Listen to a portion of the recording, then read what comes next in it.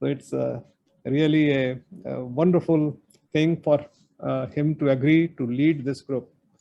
We have chosen just about, I would say, just 11, 12 panelists to start with today. And there are, of course, going to be many more friends of ours who are observing. And this is going to be relevant for everybody. But I want these 11, 12 people to become a continuous partner for Dr. Nimesh Desai to take this particular discussion forward in future. So just to introduce, I would say the panelists, Madam Gracie Mathai.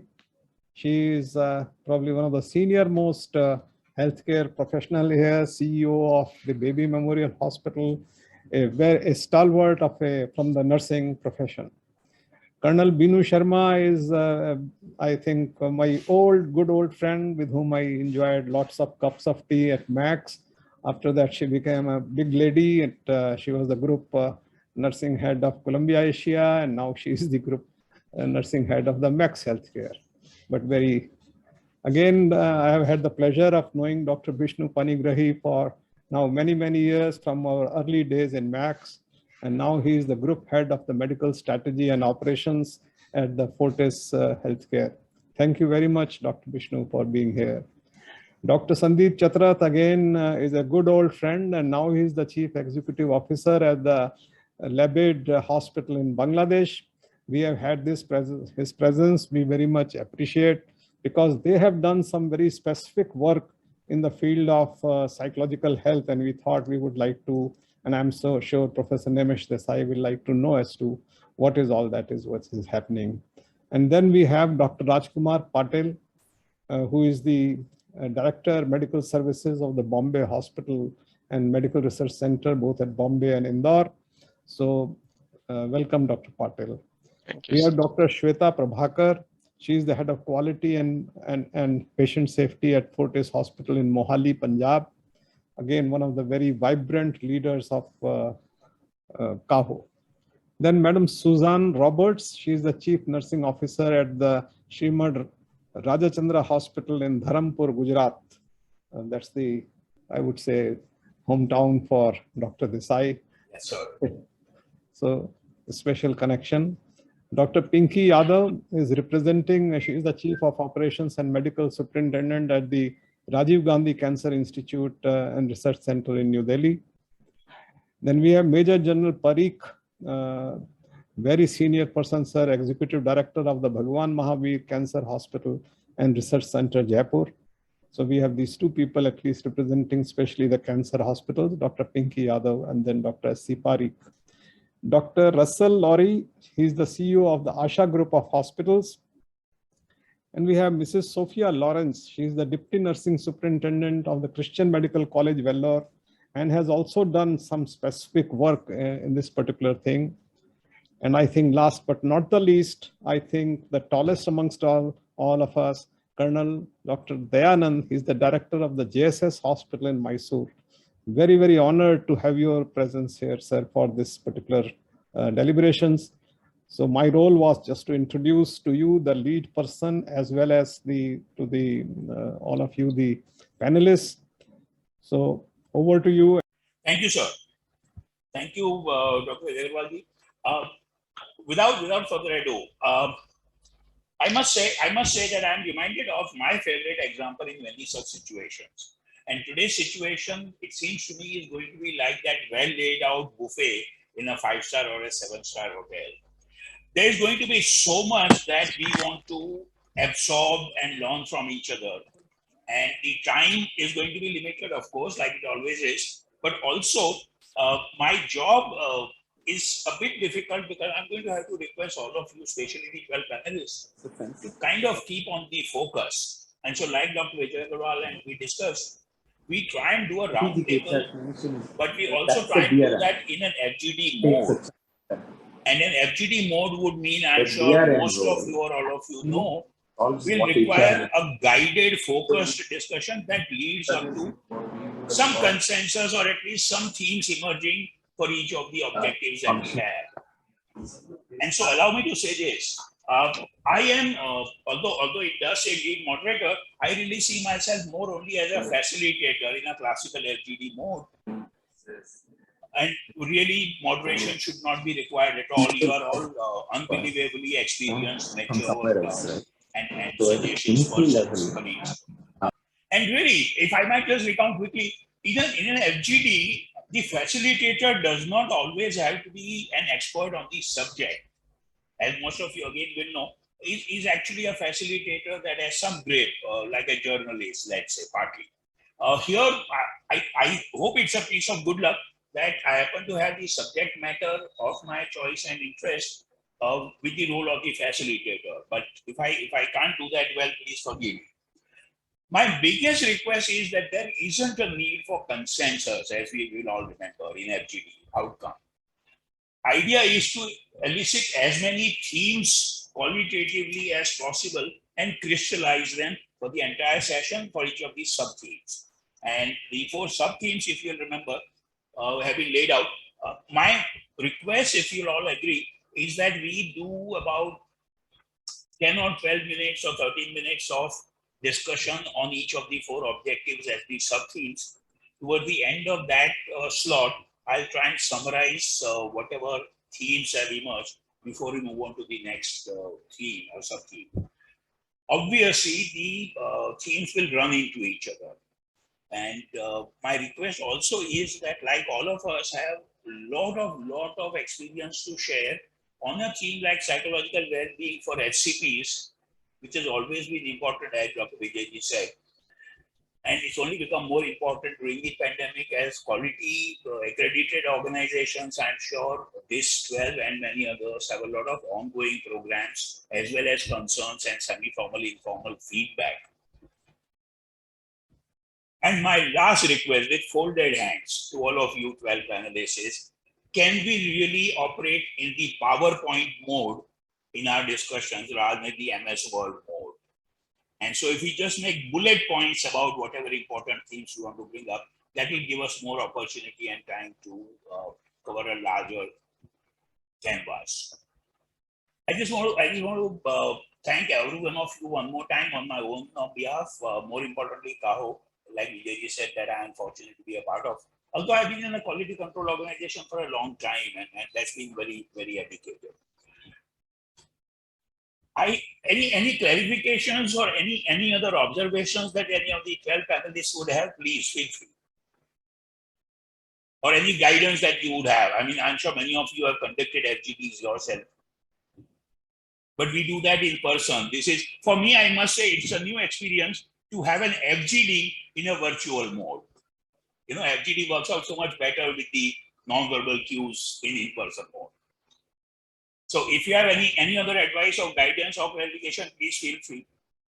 And before we begin, can I just say on behalf of CAHO, Dr. Vijay Agarwal, all of us together, big thank you to all the observers who are with us, with apologies that we may not be able to take your verbal inputs, but please feel free to keep writing in the chat box. More importantly, keep writing to the CAHO email during this session and after that, because we are possibly going to conduct at least a few more FGDs as part of the pilot phase, besides a few survey questionnaires, and then we'll all collectively see how we understand the need and the possible program requirement. And so, if there isn't any other clarification, can I float the first theme as the first objective outlines?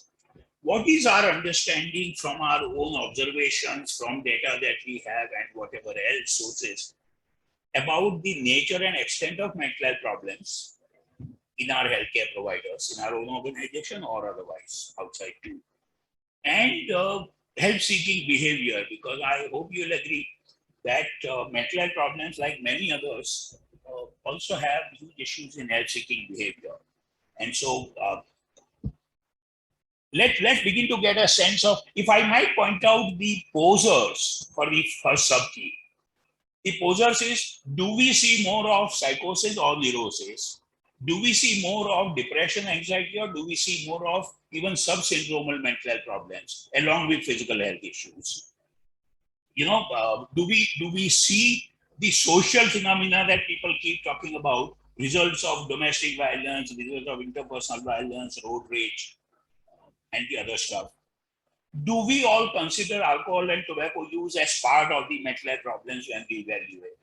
And of course, your observations and lessons that you can bring to us for learning about help-seeking behavior. Do people come forward on their own or with persuasion? Good evening, sir. Please. I just would like to open the Gracie, forum. thank you. See, sir, Can I just request one thing, please? No, sir. The pandemic, especially the lockdown, yes, itself was a great shock or a nightmare to the people. It's not only to the healthcare, it's again outside the healthcare organization also, to everyone. As such, I can say even to your age and my age, we have never seen such a lockdown. So it was first in our life. So that itself was a great nightmare. And each one of us, specifically when I think or when I speak about a fear of contacting disease, a fear of acceptance by the family members, and a fear of about our children, because we left our children at home and then we came to the hospital and suddenly the hospital management is telling the people that you have to stay over here for 10 days, 15 days, you may not be able to go. And then again, the locality, the community, those earlier days, I'm thinking about the first wave when it was there, those earlier days, how even the community have accepted the people, those who are worked with the COVID patient.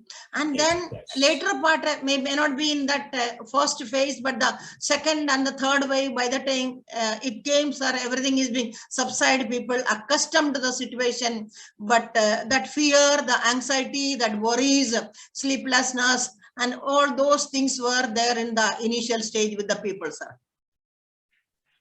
Can I rephrase that to understand and to stimulate further discussion, that universal distress and universal anxiety was seen definitely in the initial part, and the second wave led to more of the trauma of the second wave and the related phenomenon. And did we see really syndromal depression in our colleagues or syndromal anxiety? Did they come forward or did we notice? So if I may comment, Dr. Desai. Yes, Binoji, please. Thank you. See, the stress, anxiety among healthcare workers had always been there.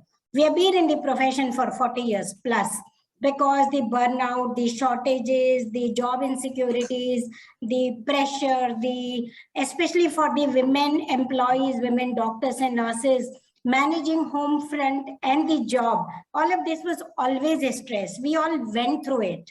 But as the pandemic came, as Madam Gracie just put in, it was a sudden shock. The entire world was not prepared for it. So the healthcare workers went through a complete shock, shortages of manpower, no clarity of what they're expected to do, pressure from society. They were outcast. People were asked to leave their rental accommodations and PG accommodations. There was no support. There was no transport. Hospitals were not ready. They didn't have the infrastructure to either manage patients or the processes or the people. So nurses, doctors, they had to stay in some places, small rooms, put together, fear of contacting the disease, where they were managing patients under so much stress and pressure. Healthcare workers had a social isolation completely. Within the hospital, they were not allowed to mix up with the non-COVID staff, with the non-COVID patients. They had no place to eat. They had no place to sleep. It has taken a toll. So anxiety, depression, we did not realize it during the COVID pandemic, which is now slowing down. But as I can relate back in last 1 year, the number of cases of nurses, especially nurses who've come forward, they have not come forward, but we have seen them breaking under pressure, anxiety, they have become psychotic. Many have committed suicide or suicidal attempts. People have jumped off the hostel roof or the window or within the hospital. We did not hear so many incidents in the 38 years, which I've heard in last 1 year, I would say. So it has definitely led to a lot. But if you say people come forward, they do not come forward in healthcare, because the moment they come forward, they are going to lose their job. within 24 hours. And there are multiple reasons, I'm sure we will discuss it going forward. So fear of losing job, fear of the financial pressure further because of the job loss. They do not come forward. They take own medications, self-medications. They faint at work, and then only we realize when we start doing the RCAs, we realize there is a lot behind that. So it is just not reported. Sure. Thanks so much, Kanu. Can I come in? Please, So, Dr. please feel free. Desai, I just want to here give some comments. I'm Dr. Sandeep. I'm the CEO of Labit Group of Healthcare. Yes, sir. Before you joined, we took that. Yes, please. So actually, this is actually a very big problem in wake of this pandemic, because 1 in 4 people, they suffer from mental health. And I would say 1 in 6, they experience anxiety or stress. And during the COVID, the fear itself has taken to the increase in stress. And the fear is the most powerful emotion. And every one of us has, especially the healthcare workers, have gone through tremendously. And the anxiety levels, the adrenaline rush, 24/7 working, and a lot of employees going through panic attacks. And we have taken a lot of initiative for mental health improvement of our staff, conducted a lot of counseling sessions. But the phobia, post-traumatic stress disorders, OCDs, depressions, all this has come to a really different dimension. Actually, it has, in wake of the stress imposed by COVID, the level of mental disorders and the effect in the overall healthcare scenario has grown tremendously. And now the thing what she said was very right. People have a fear to open up and speak. Basically, that is the biggest challenge which we also face. And there is always a fear of losing job. And if people find out you're suffering from mental disorders, so it has led to a lot of negative emotions. But definitely, I would say that recognizing this as one of the very important component for healthcare delivery, the mental health of healthcare workers is a very important, which has happened by default during the COVID, that and eating right thing, reacting, and especially taking care of more exercise and the food habits, especially taking more fruits and other things, and relaxation exercise, yoga, all that, because we're confined to homes, and then the isolation, difficulty in sleeping, all these things have come and affected generally the healthcare. The mental health continuum has been totally under a very big umbrella of mental diseases. So these are my submissions. Many thanks.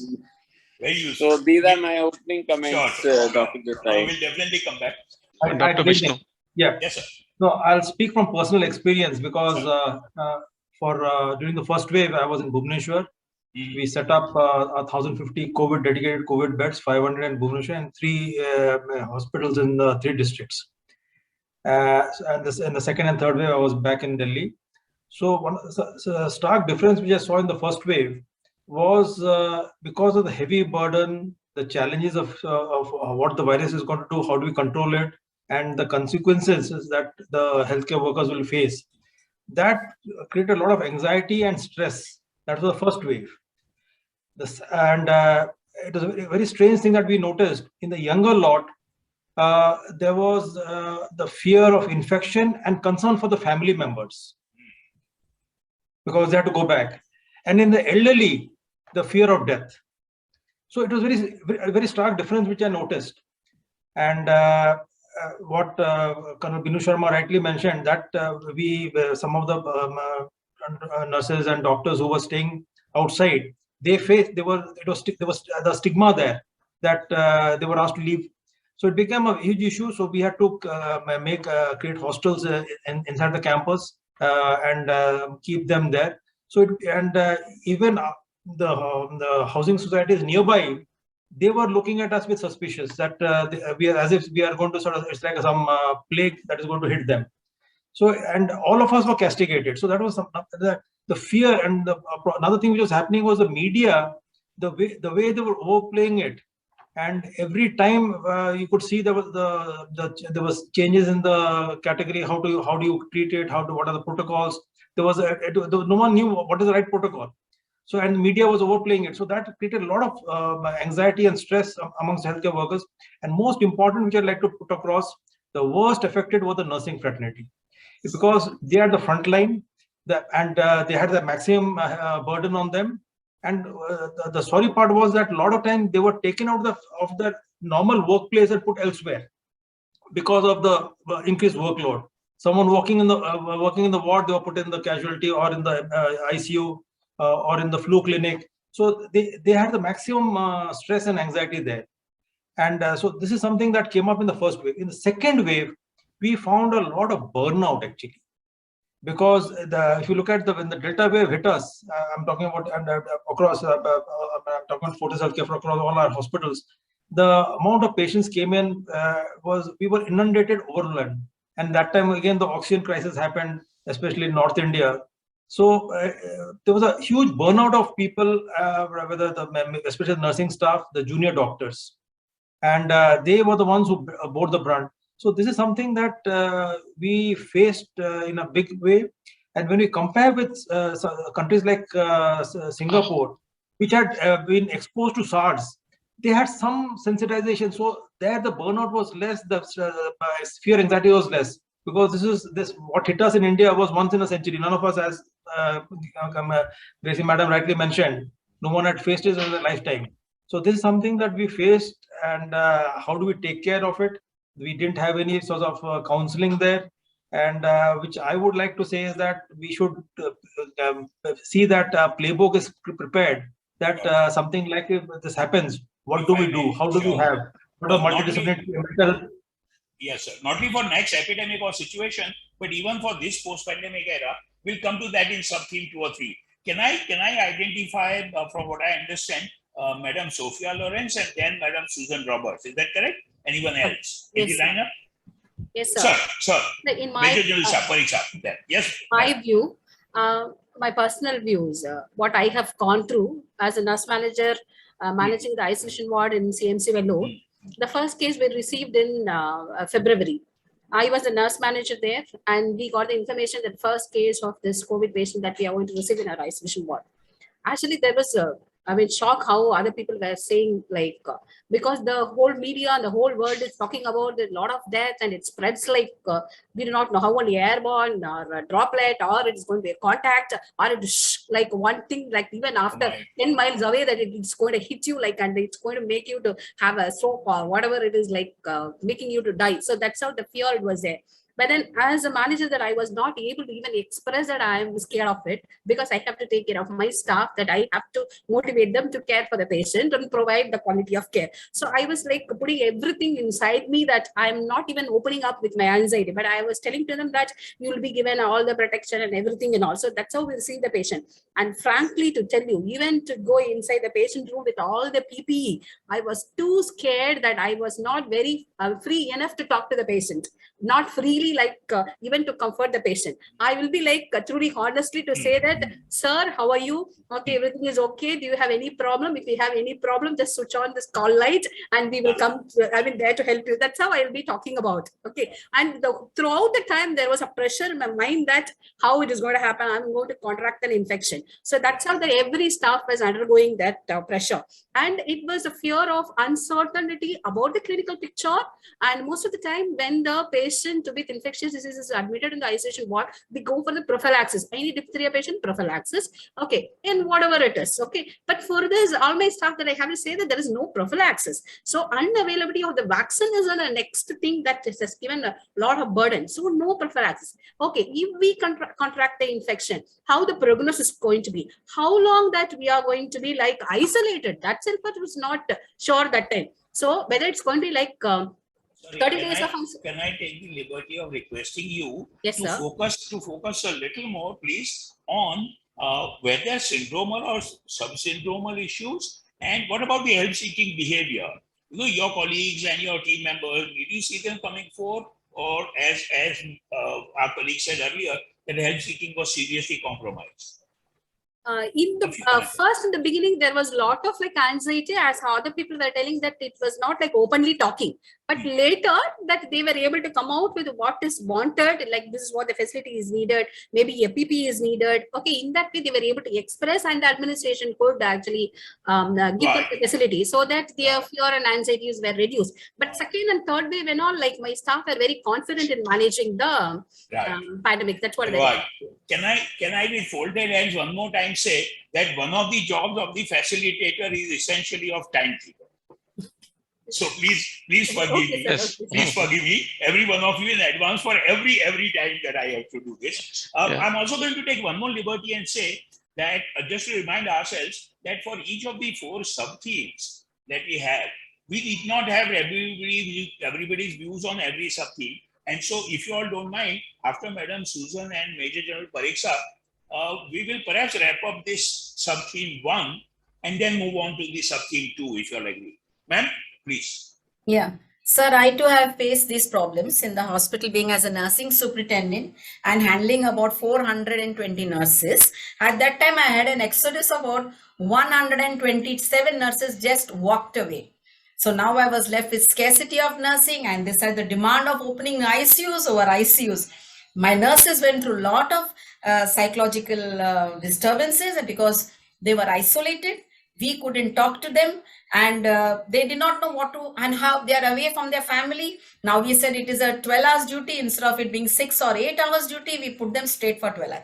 That went very bad with them, but still my nurses stood strong, and they are ready, and they were ready. And till today, all my nurses are ready to go with the next wave and the next wave. I'm sure. If I may ask you to please reflect on and share with us your views, or anybody else. What about now, in the middle of 2022, 2 years after the pandemic, how do we see the mental health scenario of HCPs? I mean, many of you described, the initial part and everything. But as of middle of 2022, how do we see it? Sir, we are much more mature now in this way as to how to handle this situation, which was not handled well in 2020. And when the second wave came, it was disaster. Right. So, and we've seen a lot of deaths. So the fear was so much. So today, are we saying that unlike the earlier view that there was and there is an increase of anxiety, depression, suicide attempt in HCPs, is the other theme that healthcare professionals have matured and adapted? Yeah, very much. And they are now ready to take on, even if it's a 4th and 5th and 6th, because now we have all received our vaccinations, we took care of them, and even their diet and everything was taken care of. So now, rather than having financial assistance, we have increased those who are looking after, we gave them that time off and everything. So they are ready, and I'm sure any amount, we will be able to face it with a smile. Right. Any Pariksha, if I may also request you to reflect on, besides whatever else you have in mind, a theme that's close to my heart and mind, if you'll all reflect later also. Subsyndromal mental health problems, not with severe depression or anxiety, but depression, anxiety symptoms with physical health problems, with diabetes, with asthma, with heart attack, with kidney failure.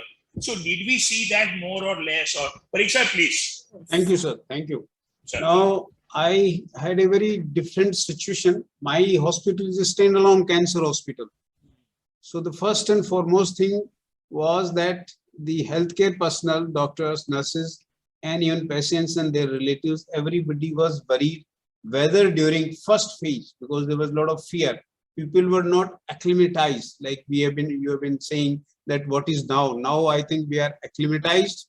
And is the army terminology I'm using, because people are acclimatized to this pandemic and vaccination, so people are more ready. But in the beginning, it was phase 1. Nobody knew anything, because in last 50 years, we have not faced such pandemics. People, those who were born in 1900, probably faced the Spanish flu, and then the World War I and World War II. But now in the 20th century, people are they face this COVID pandemic, and and there is war between two countries, and which every day there is a fear that it may result into the world war. I'm Now, really coming sorry to for the please, hospital, COVID and please, all, please. I have seen that our doctors, because head and neck cancer, they have to open the mouth. The dentist has to see the dental treatment. So they had an issue. They had an issue, but we handled that well by providing them PPEs, you know, 1 layer, 2 layer, or 3 layers. The biggest role of in cancer hospitals of the nurses. So for them also, we, you know, initially we looked into their personal protective equipment, but after that we realized that let's do something. So what we did is there was a building in the hospital which was used as a hostel accommodation that I made for the initial screening of the patients, and the staff who was working there, they were paid, you know, just to compensate them double salary. Then some of them complained to me that when, sir, we go home, you know, people are scared of parking their scooter or car near our car because they think that our car may be infected. Sir, We may be infected. Susan So there madam, are so many problems, of isolation and all. Susan madam और आप तो lucky रहे कि आप double salary दे पाए. I could not even do that and I had to take work from people. Yeah, we have given Government sector everything. is- I accommodated such staff who are having, you know, who are living with the Right. community in a multi-story building. We accommodated them. Right. Yes, people My major- had this kind of a, you know, mental health system, which I don't want to repeat, but Right. now people are prepared. My hospital, people are ready to face any kind of thing. Beautiful. As you will realize towards the end of the session, my most frequently used word in this session will be please forgive me. Yeah. Okay. Thank you. I'll have to keep saying that again and again to the group and everyone. Please forgive me. Please forgive me, but I'm looking at the clock. We are already at 5:35. Although active discussion we are into now for about 20 or 22 minutes. So the first domain, if I may summarize and see if anyone of you has any additions or modifications.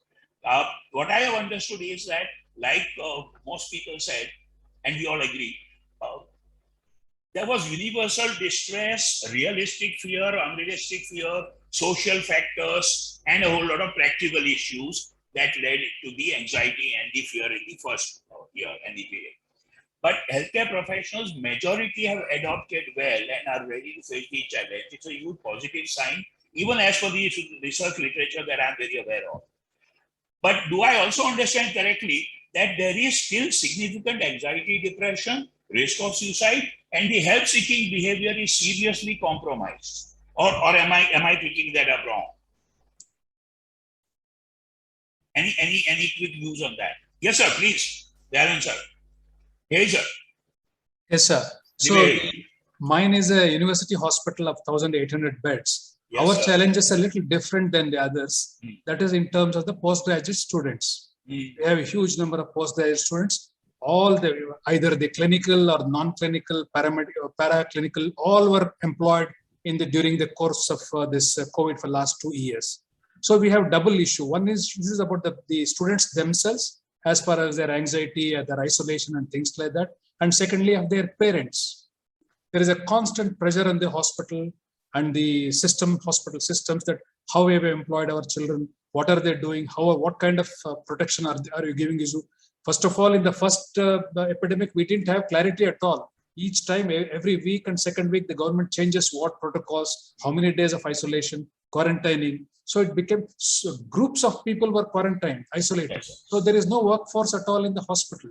So perforce, we had to have a lot of postgraduates working 12 hours, 24 hours, things like that. So that is exposed to certain factors like, the isolation, the anxiety of being away from their own, home and parents, things like that.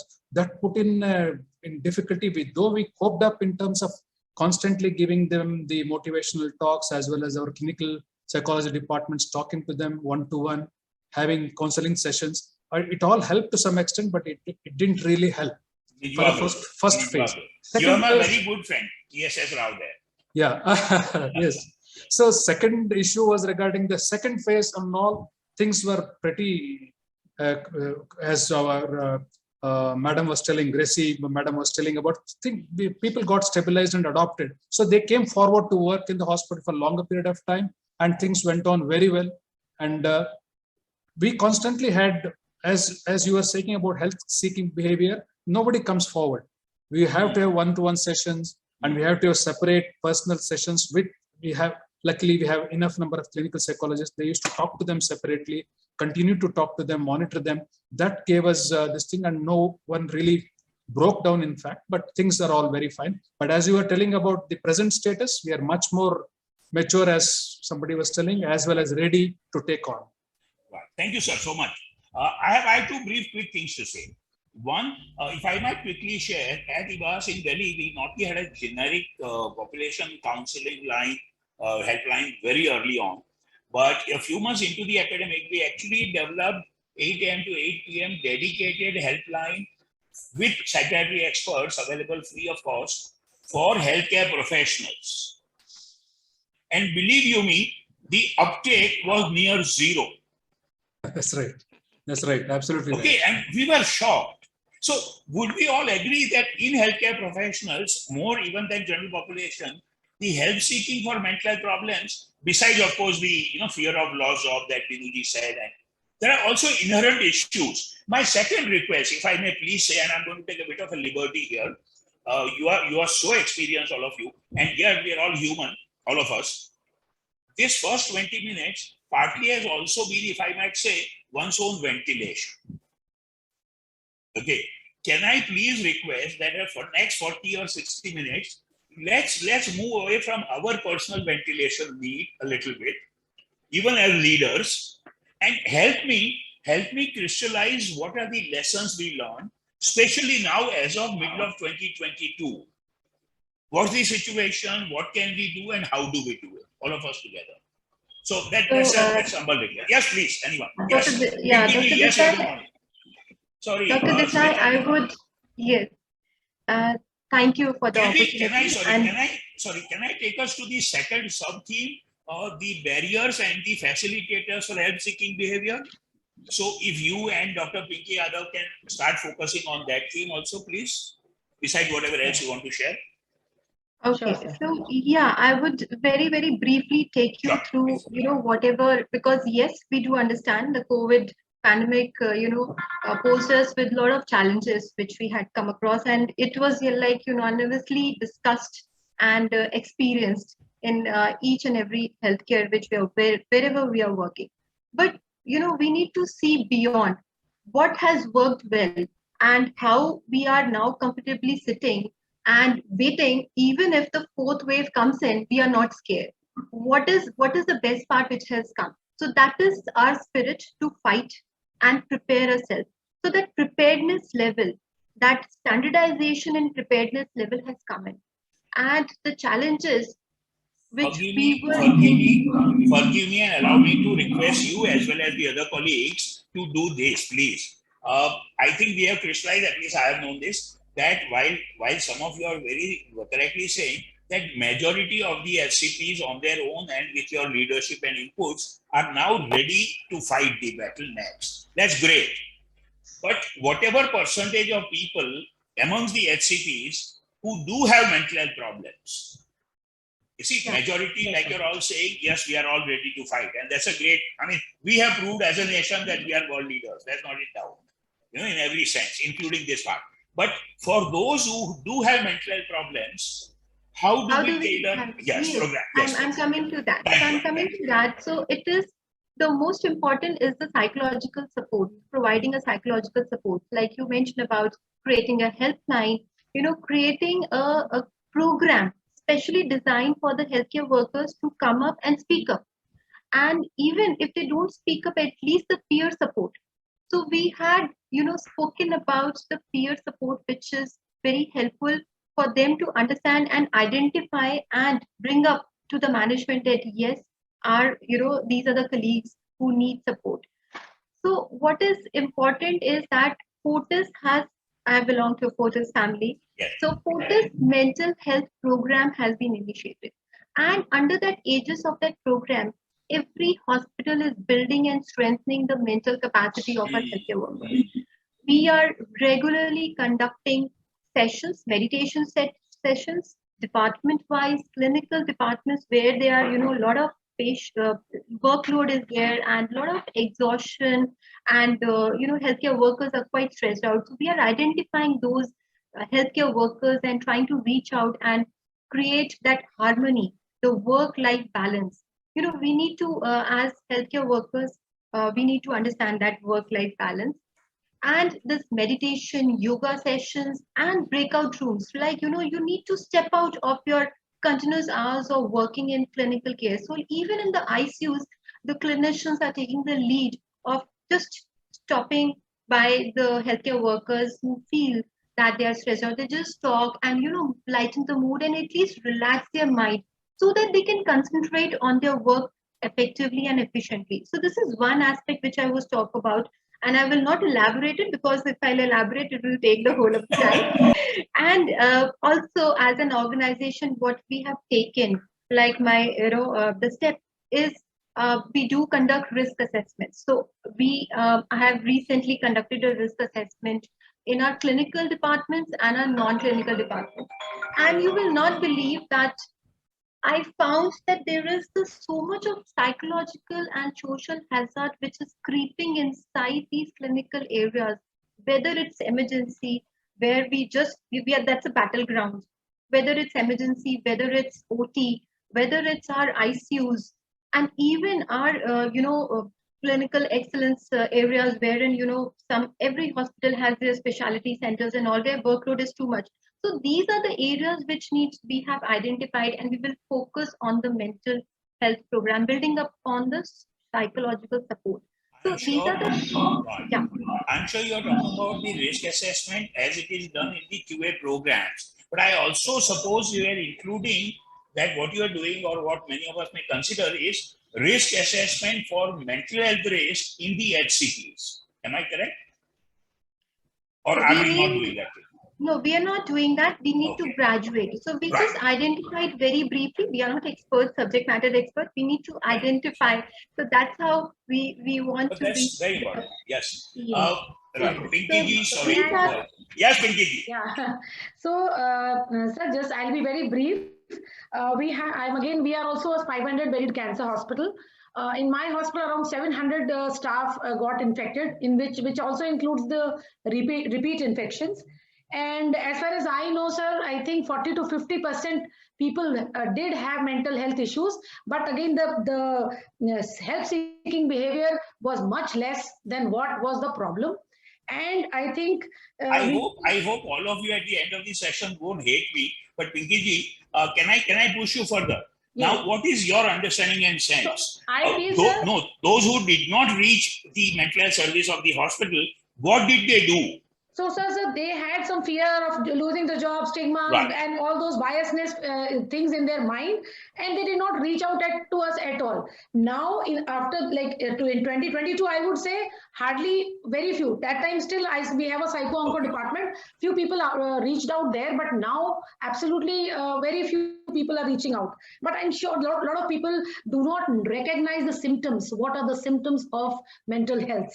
So they need to be aware of how to identify. One of the doctor came to me. He says that I think I'm suffering from depression, but he doesn't know what are the symptoms. They don't know how to identify that they are actually suffering from mental health.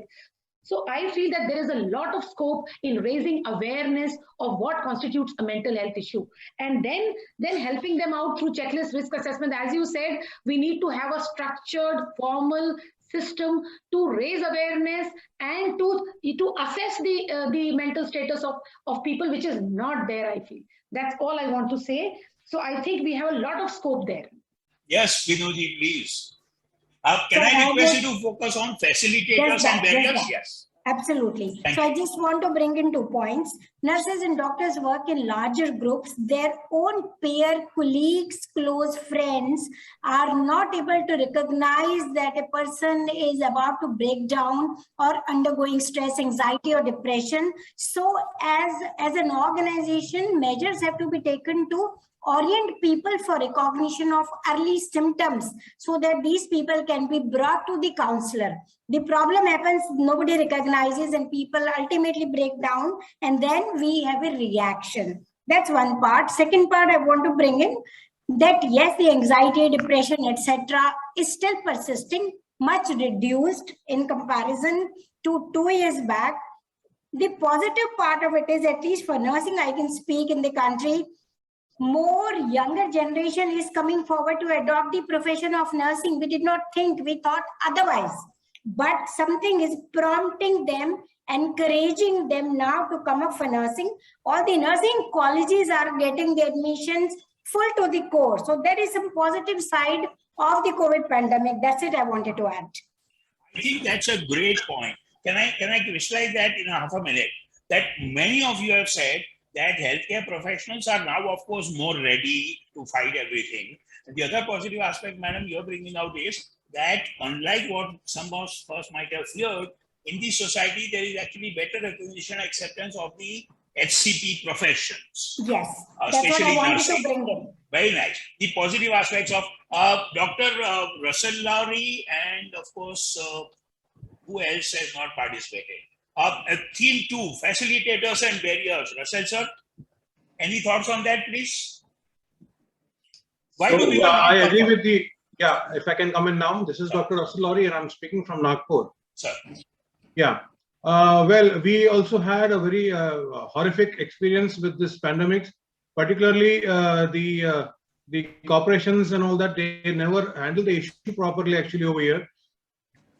That led to more stigma than anything else because they visited the residences of the people affected. I mean, let me also say that I was one of the affected persons, and by them, pointing out that this is the house which has got an infected patient. That never went down actually well with anybody of us basically. And not to forget actually the ill preparedness basically of our entire system, be it our hospital, be it our own government mechanism over here. But towards the second phase, we were more comfortable in managing the psychological needs of our staff and our patients as well. And as somebody was mentioning over here, that they had different areas demarcated for different for the patients to come in for basic screening. So even we had that. We had in fact a blind ICU wherein which the emergency patients were taken in first, and only after their clean sheet from there did they move to the other wards, etc. So that was what I wanted to share here. So if I might kind of summarize, Patil sir, I'll request you to even about second sub-theme. But among the facilitators and barriers, there is of course a lot of positive aspects of psychological nature that our colleagues have shared. But in terms of mental health morbidity, diagnosable problems, people not coming forward, there is of course the practical aspect of fear of job or what colleagues will say, lack of awareness of symptoms, lack of recognition or acceptance. Anything else that Patil Sahab, you or anybody else think of? I just want to add two things. Sir, please, Sandeep, sir, please. So one is that I think mental health has been now recognized as an urgent global public health priority. That I want to say very strongly during the COVID experience, and it's not something which is a rare disease. I think people have understood it is a very common disease, and it's a urgent global disease which is affecting healthcare and people all over. Especially the stress and the burnout and the mental health challenges among the healthcare workers were more because of, one is they have themselves risk of getting COVID, and second is that the especially media and the various channels of communications, they also highlighted it in a very big way, the risk of losing life, especially during the first pandemic and the second pandemic again, the death and mortality was very high.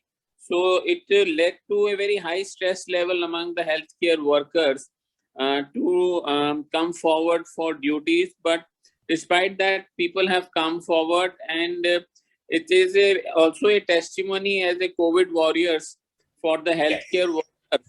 They have been recognized as like a national warriors through the COVID experience.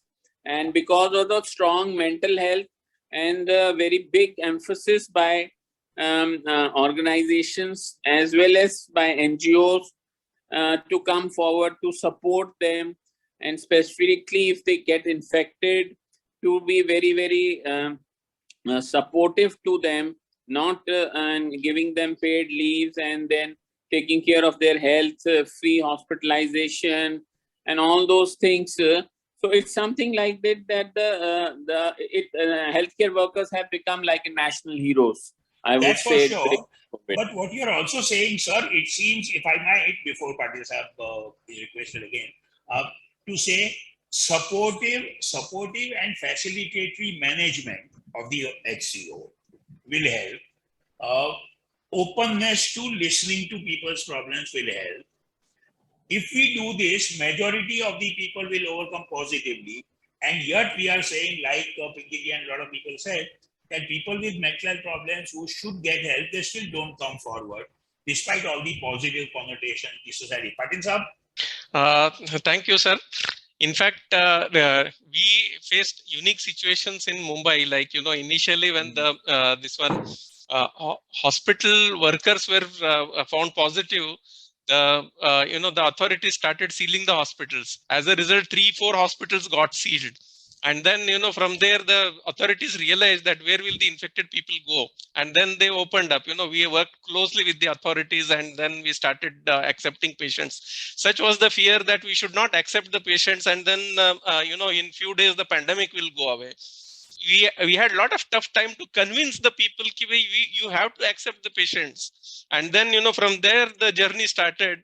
And as soon as we started, after 15 days, the critical care specialists, everybody, in the doctors community, they started, these kind of problems, saying that we are unable to cope up with the work. That supportive counseling management from the management side, and then, all their anxiety and fear, I had to, overcome and counsel them properly. And in the hostel, in the postgraduate hostel, in the doctors, the people started getting infection. So what we did is we vacated the entire hostel, housed them in an entire different building, and then, we've, cleaned up the entire premises, and then we sent them back. So these are the kind of supportive, we have steps which we have taken towards the doctors. But main problem was the critical care specialists. After a few days, they started complaining, they cannot cope up with the workload. So I gave them the break, and employed different set of doctors for that. And in the in the nursing also, as well as, break for a few days. And then again, they would come, go back to their families, and then come back with, after a few days of leave, about 2 weeks or 3 weeks break, they would come back and resume the duties. So that this is what we have adopted. And any infected person, so we have taken care of all the bills. And hospital has been very supportive to all these workers. Right. All of you, one more time, forgive me.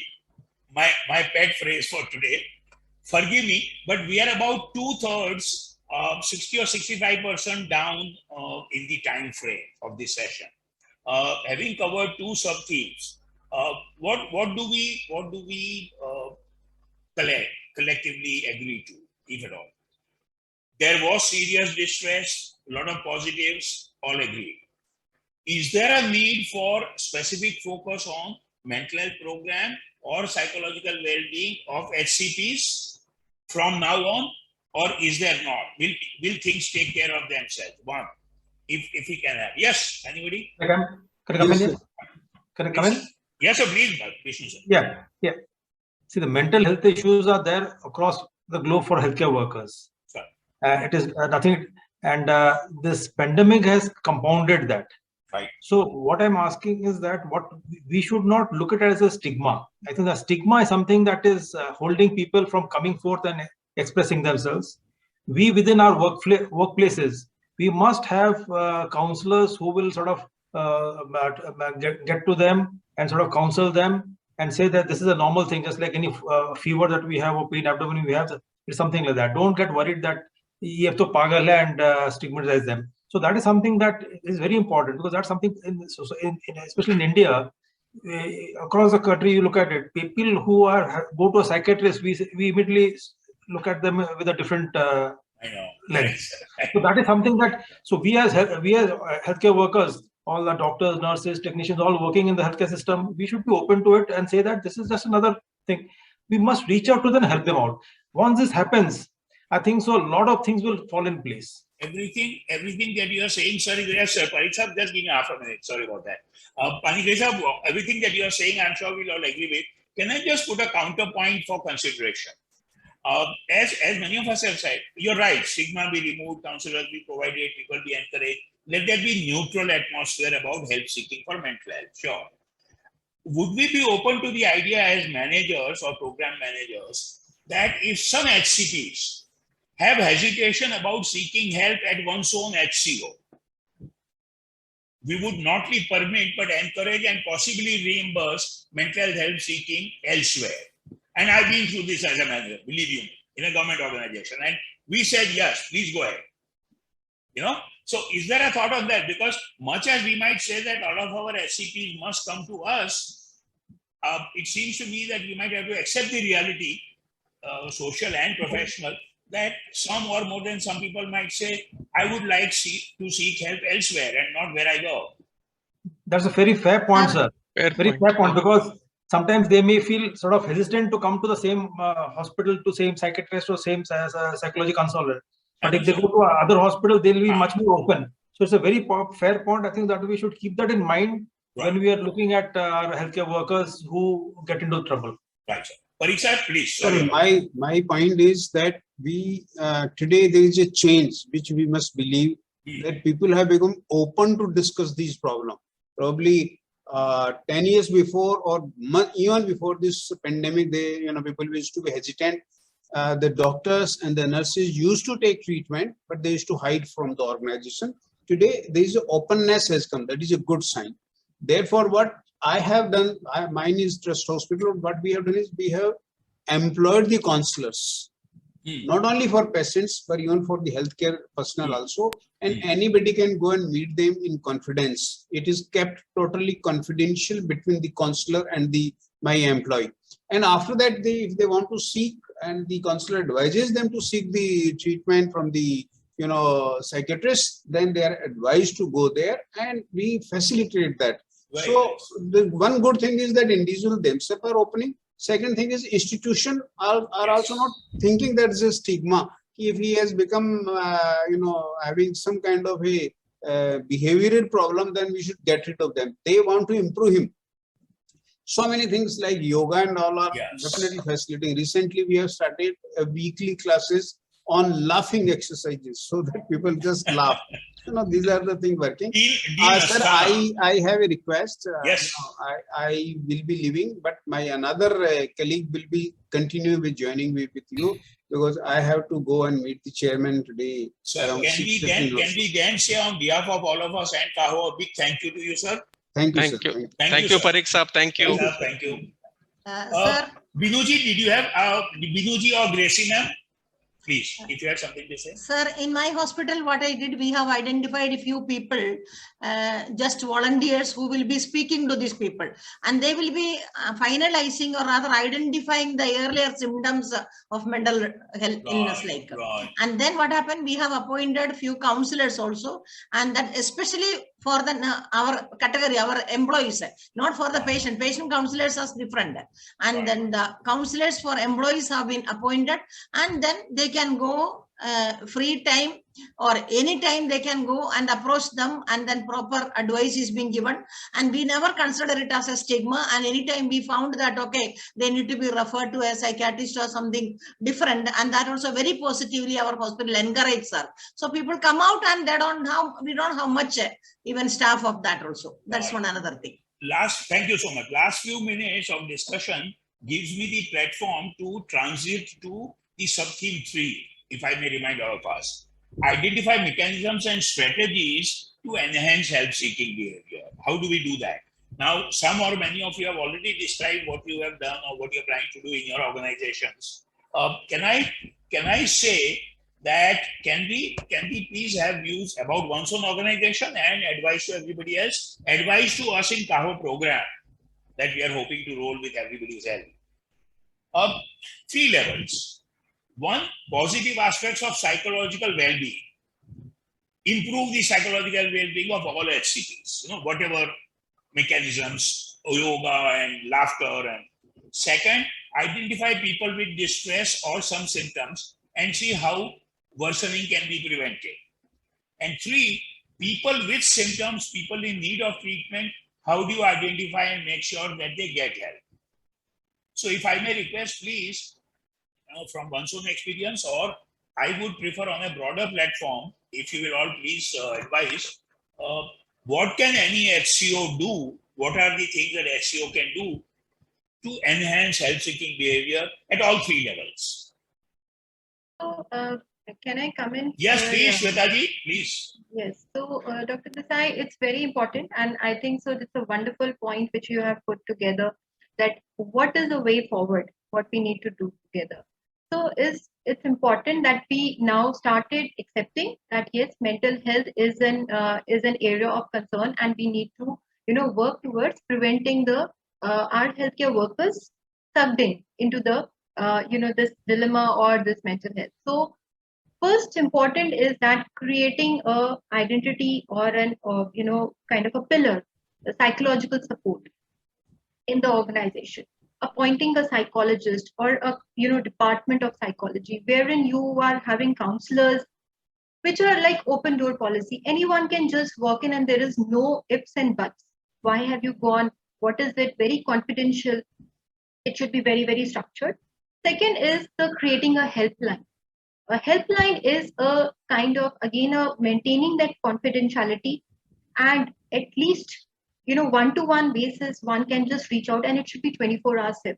It should just not be a limited helpline, wherein, a nurse or any healthcare worker, even at the middle of the night when they are, really stressed out and they are feeling to give away, or give up attitude, or, some kind of thoughts coming in, they can just pick up that helpline. So we need to promote that culture of, calling up and speaking to someone who would listen. So listening is very important in everybody's. In fact, we all believe and miss that nobody listens to us. Amongst all the gems that you provided, one pearl that I picked up particularly that I want to put on the table for more reflection and advice is that when you try and have any level of mental health program for HCPs in an HCO or a chain of HCOs, one aspect that's very delicate is the confidentiality of information. Yes. You see, any of the healthcare provider in a given hospital or in a chain goes within the same chain or HCO, the information provided about symptoms, about personal social issues.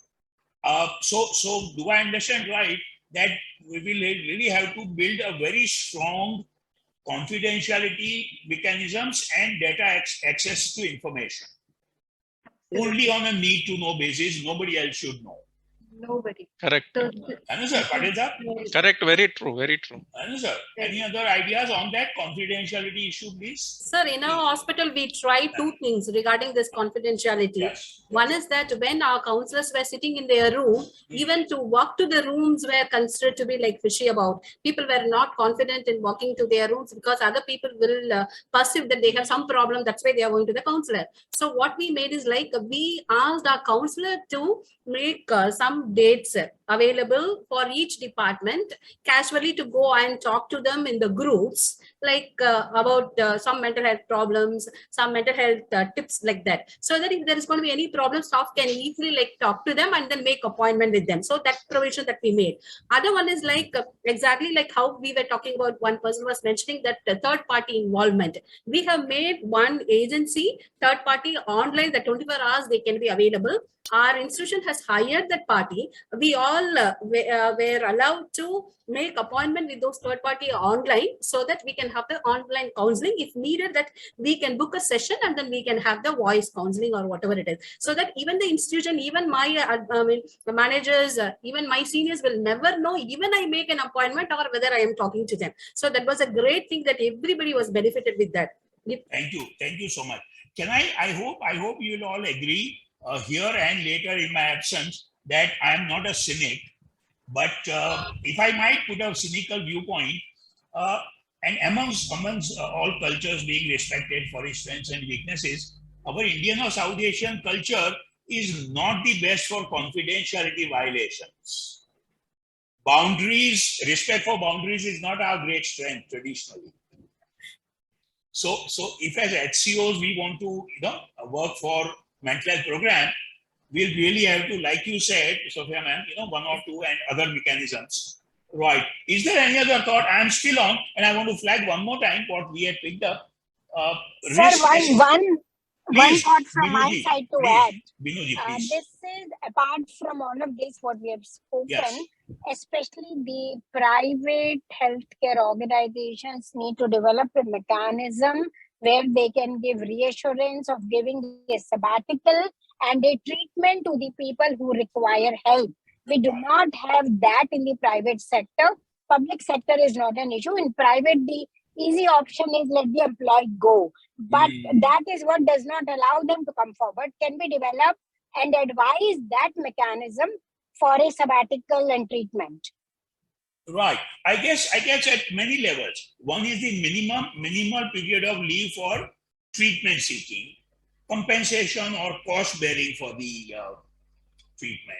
And of course, like you are saying, if somebody requires a longish recovery, managerial policy that is attuned to recovery process. Is that correct, Binuji? So can I come in, Dr. Yes, Desai? please. I have one more very important point to make. One more ruby from you. One more ruby from you. So, we've been seeing the social media, and we all know Deepika Padukone talking about it, her mental, health, and she's openly talking about it. And something very similar, and in the organization can lead the leaders or any prominent personality from the organization who can just walk up and talk in the forums wherein, creating that awareness, it's very important.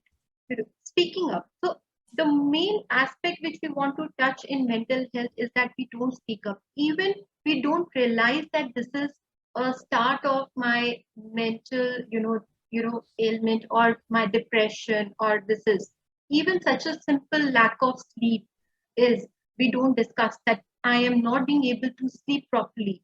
Why? So that's what could be the reason. Or in some kind of a situation, I didn't perform. Maybe a procedure, the doctor or a nurse was, assisting. She was not able to give her full concentration or a full focus only because she was not concentrated. Her mind was somewhere else. She was carrying that burden. Yeah, forgive me, Shwetaji. Again, one more time. Forgive me. Yeah, I just want to say this there is a reach out. There is a concept of, yes sir, I'm coming to reach that. out. Yeah. Reach out. There is a concept of, if some of you remember, हमारे शास्त्रों में अभय वचन. तो मैं आप सबसे अभय वचन मांगता हूं कि जब भी इंटरप्ट करूं तो मुझे माफ कर दीजिएगा. But like Dr. Sandeep is saying, reaching out programs, formal, semi-formal, and what Shweta was saying, Dr. Shweta was saying two things I picked up. One was that there actually needs to be indicators that supervisors can have and say these are the indicators of impaired psychological health. Is that what you're saying? A nursing supervisor can know and say, if these are the indications seen, then I must talk to that person. That can be helpful. No, sir. That is identify the this one. Yes, sir. Identify the this one problems. Right. Second, what would you say to what I heard Dr. Shweta say? I have my own views, but I'll leave them aside for now. Deepika or whoever. Celebrity endorsement for mental health at the local HCO level. The leaders talking openly about it. Yes. I don't miss this one. It's Sir, just not celebrities, but our own colleagues, senior colleagues, peers, that's concept. Can I pitch in, sir? Yes, Pinky ji, please. I think, sir, we should be doing something about the stigma part, at least for the healthcare workers. So we can, spell out the symptoms and display them in wherever the staff cafeterias, etc. So that people do not shy away, from accepting that this is a problem. Somewhere we'll have to start it with the HCPs. Okay. I mean, if we can't speak in amongst the healthcare and hospitals about mental health, then forget about outside. So that's what I feel. We need to create awareness. You are saying charity should begin at home. Yes. Yes. And I Yes, sir. want to add this one Destigmatization should begin at home. Dr. Desai, I want to say that these are some early warning signs. Yes, sir. Early warning signs. EWS in NABH framework. Yes. Yeah, EWS. EWS for mental health. Correct. Good idea. Exactly. EWS. Early warning signs we can. That will help in picking up these disorders early before it becomes too late and suicide and Also, sir, acceptability. Some word about acceptability also should be spread around in the healthcare institution. Yeah, I have written about this, if I might say briefly, about 25 years ago, and I said, look, if a senior psychiatrist or a psychologist in a mental health team cannot have the comfort and the courage to say one morning and say, look, I'm not going to go for round, please take it because I'm not well.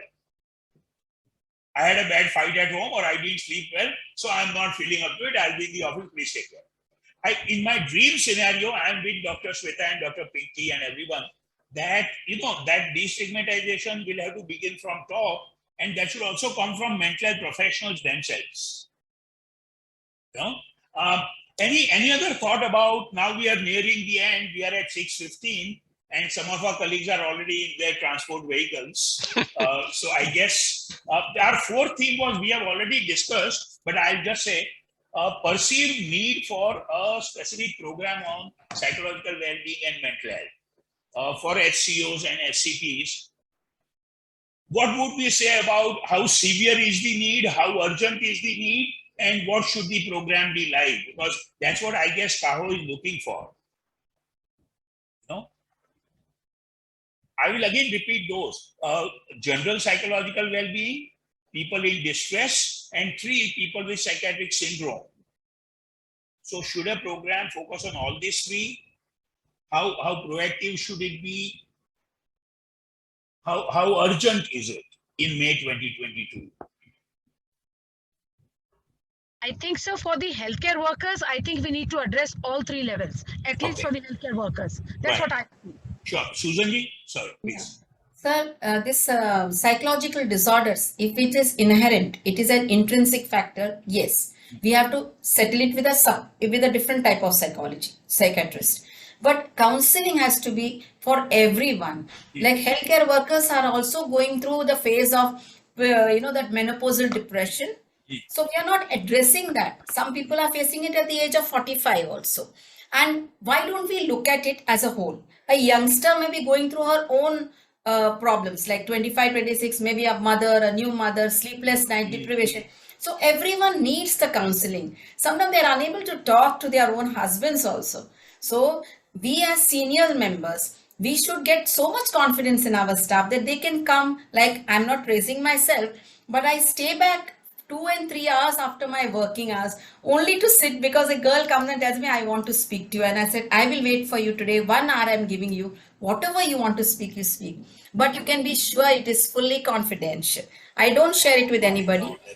And then I have forced the management, why don't you get a counselor on board and 1 psychiatrist on board? Many hospitals, they differ from keeping a psychiatrist. But every patient also who's going for surgery needs a psychiatric counseling before that, especially in case of... Again, amongst the many gems... Dr. Desai, I want to... half a minute, sorry. One Ruby or call I... Yes, Sandeep ji. One submission I have, actually, what I said about reach out is very important. Yes. Because you see, in healthcare, we are having a triple burden. Why I'm saying triple burden? First is there is 24 hours working and there is continuity. Second is that the highly infectious diseases like COVID, we are dealing with, and we are healthy, but we are coming across to treat patients, compromising our health. So many doctors have died, so many nurses have died because of COVID. And it is said it is just like a nuclear reactor hospital. So the stress level in the hospital working is multifold higher than compared with any other. That's why I think the need of healthcare, mental health is even more high in hospitals. This is my assumption. Sure, sir. Can I just say that we are at 6:20 as per my clock, and the finishing time is collective choice. I'm all right. Two brief quick things. One is what Dr. Sandeep Chadad was saying about reaching out. And if I might express an individual view there that I've said at many places, we need to reach out like Madam Susan was saying, reach out both ways. Create an atmosphere where people feel comfortable to speak up and share. And also, like Madam Susan and many others have said, be available to those who feel like reaching out. So that reciprocal bilateral process of reaching out semi-formally, if we can do. Should we consider one more poser, please? Should we from CAHO, after a few FGDs and a few survey questionnaires, should we consider documenting some of these practices that some HCOs are already doing? Yes, sir. It is very apt. It is very much required, sir. And CAHO can do that also, sir.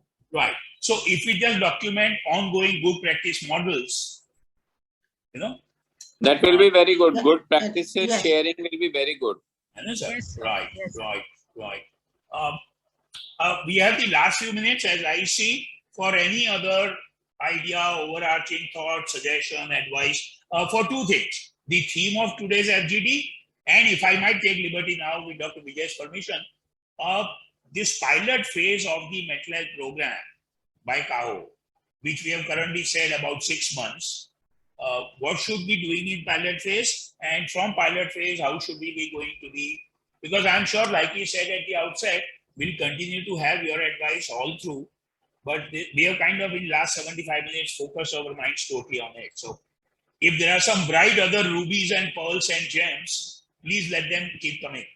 Colonel Dayananda sir is raising. Hey, Colonel sir, hey. Yes, sir.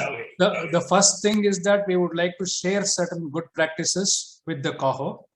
Second is a request to the CAHO having a general program or same kind of this thing, not the focus program for the general audience amongst all, like Madam was telling about reaching out. So first thing that needs to be done through the CAHO is that what good practices that we have in various hospitals and healthcare organizations can be shared. And we start off this process, and later on, as you said, depending on the severity and this thing, it can be addressed at various levels. So first thing is that amongst all the hospitals that who are participating in this roundtable, we can share our good practices first.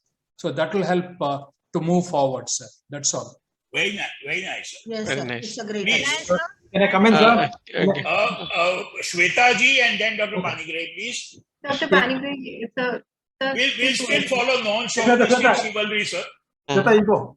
Shweta ji. Shweta, please speak. I feel that when we are designing a program, and if we who's going to be benefited with this program is the users. So if we take a quick survey feedback and on the inputs, what they are looking at when we design a program, it is at a general level, or creating a moderate support or for a severe ailments. So if we do a kind of a quick survey, that would really help us to build a good program for the community healthcare workers. That's my. Panigre, sir? Yes, without being a scaremonger, I would like to say that what we are seeing is tip of the iceberg. I'm not talking about the COVID issue with mental health, but in general. So this is a good beginning by CAHO.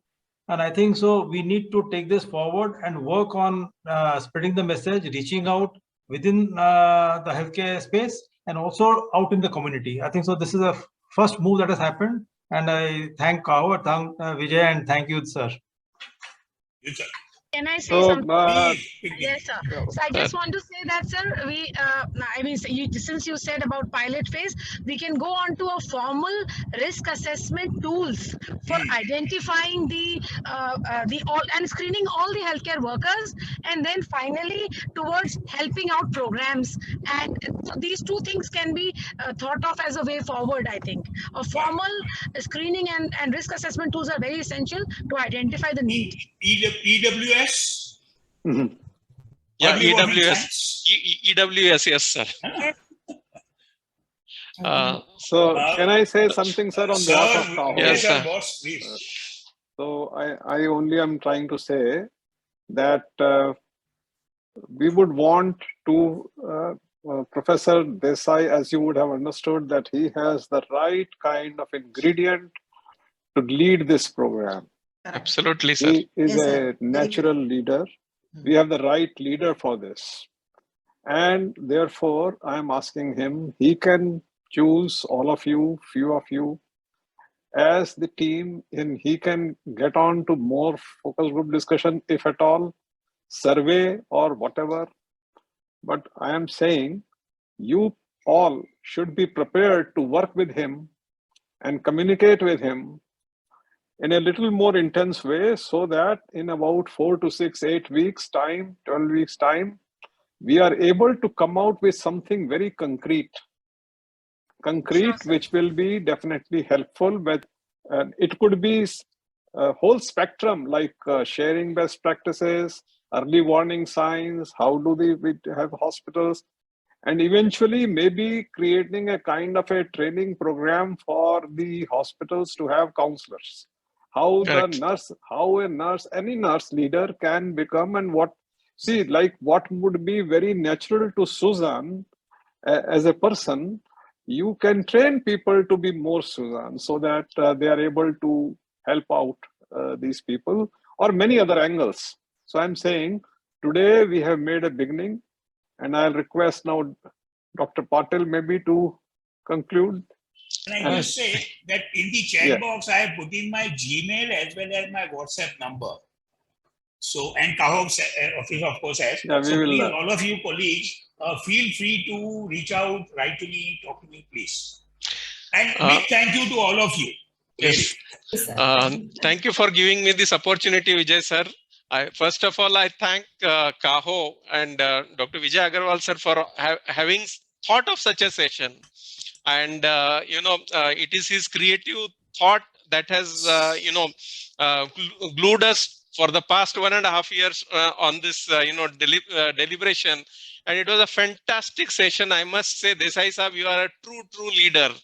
And I have missed, I cannot express in words, but, you are gem of a person. And salutations to you, sir, for holding this deliberation.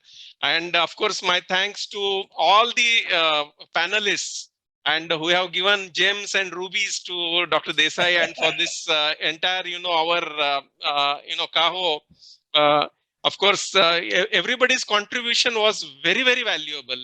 I must take, every person has contributed something or the other for this program. And the outcome document, which will come out after the 12-week sessions with Dr. Desai sahab, will be definitely help each and every hospital and each and every healthcare professional. It will go in a long way for all of us. Of course, I thank all the observers, for having done a great job. Thank you, each one of you. Of course, thanks is not just this one enough. Because this is a great beginning, I must say, for a new era, I must say. So this, Dr. Patil, I must say that this program has been organized through the our wing of the hospital healthcare division wing. Yes, sir. And we have Nishan Jaiswal, yes, who of is course, the secretary of the healthcare division wing. And thank you, Nishant, for your support and for all your efforts to make this happen.